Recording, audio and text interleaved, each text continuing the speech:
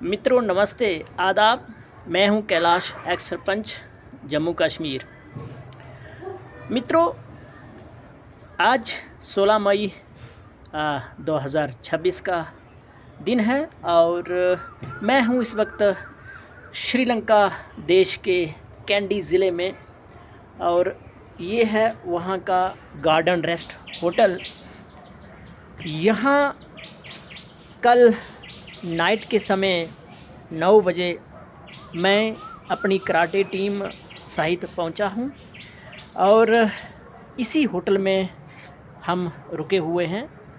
और अभी कैंडी ज़िले की बात करें तो ये श्रीलंका की सांस्कृतिक कैपिटल भी है और ऊंचे ऊंचे पहाड़ों से घिरा हुआ ये ज़िला है।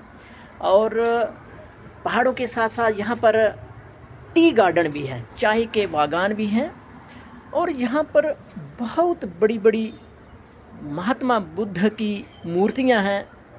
और यहाँ लगभग 70% लोग बुद्धिस्ट हैं, अर्थात बुद्ध धर्म को मानने वाले हैं और 15% लोग हिंदू धर्म को मानते हैं, 10% लोग इस्लाम धर्म को मानते हैं और 5% लोग जो हैं वो ईसाई धर्म को मानने वाले हैं।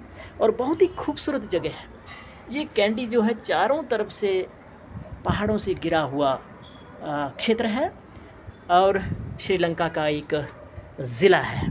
धन्यवाद। जय हिंद, जय भारत। मिलते हैं अगले ब्लॉग में।